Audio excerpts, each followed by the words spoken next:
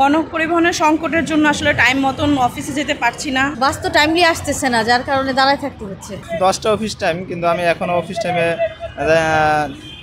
অফিসে যাইতে পারি নাই।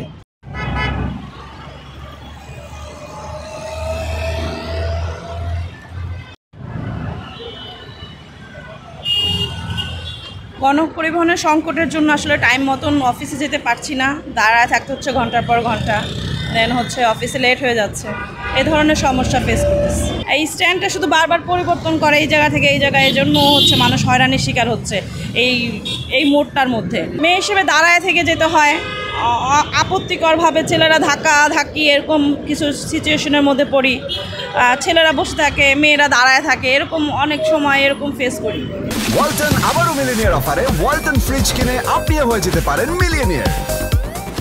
বাস তো টাইমলি আসতেছে না, যার কারণে দাঁড়ায় থাকতে হচ্ছে। তা তো আমরা বলতে পারবো না, এটা অথরিটি বলতে পারবে। গণপরিবহন সংকট মনে হচ্ছে, মানে সব রুটে না, কিছু কিছু স্পেসিফিক রুটে, যেমন এয়ারপোর্ট টু আজিমপুর থেকে এয়ারপোর্ট রুটে, কিন্তু সাভার রুটে আবার অ্যাভেলেবেল বাস আছে। যেটা বনানী বনানী আপনার ওই যে ইয়াতে যাচ্ছে কুড়িল, সেই বাস নাই। আমার তো রুট এইটাই, কাজে আমি আর অন্য রুটের কথা বলতে পারবো না। 10টা অফিস টাইম, কিন্তু আমি এখনও অফিস টাইমে অফিসে যাইতে পারি নাই। এ সময় হয়েছে ম্যাক্সিমাম সময় এখন গাড়ি একটু কম পাওয়া যায়। এই কয়েকদিন ধরেই বেশি একটু ভোগান্তি, মানে ঠিক টাইমে আমরা অফিসে যাইতে পারি না। ম্যাক্সিমাম সময় তো আপনার এইটা যেটা আমরা পাবলিক ট্রান্সপোর্ট, এগুলো তো এমনি সমস্যা থাকে, এগুলো হয়ে যাচ্ছে। মানে ম্যাক্সিমাম সময় দেখা যায় গাড়ি ওই মাঝপথে যাইয়া নষ্ট হয়ে যায়, তখন ভোগান্তিতে পড়তে হয়। দেখা যায় আরও 1 ঘন্টা 1.5 ঘন্টা লেট হয়ে যায়। এটা আসলে আপনার ট্রান্সপোর্ট পরিবহন মালিকদের মনে গাফিলতি আছে, সমস্যা আছে, তাই তো এমনটা হচ্ছে। গণপরিবহনের মনে হচ্ছে গাড়ির কোনো সমস্যা নাই, কিন্তু এই লাইনের গাড়িটা একটু সমস্যা।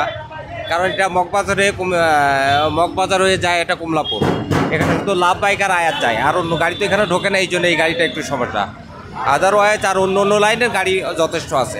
অন্য জায়গা হতে পারে, কিন্তু ফার্মগেট তো আসলে ঢাকার প্রাণকেন্দ্র, এখানে ম্যাক্সিমাম সময় গাড়ি রেয়া থাকে। তো এই লাইনের গাড়িটা একটু, কিন্তু ফার্মগেটে অন্য গাড়ি আপনি তো দেখতেছেন, এখানে অনেক গাড়ি আছে আর কি। না, অন্য সময় গাড়ি থাকে, কিন্তু এখন নাই। এই জন্য এখন তো সামনে ঈদ, মানুষ বাড়ি যাওয়ার জন্য একটু বিভ্রান্ত হয়ে গেছে। মানুষ চাচ্ছে যে একটু আগে বাড়ির দিকে যায়, এই জন্য প্রচুর পরিমাণে যাত্রী থাকায় গাড়ি তো আসলে ওইভাবে দাঁড়াইতে পারতেছে না। গাড়ি আসে দেন ভরে যাচ্ছে, তারা চলে যাচ্ছে।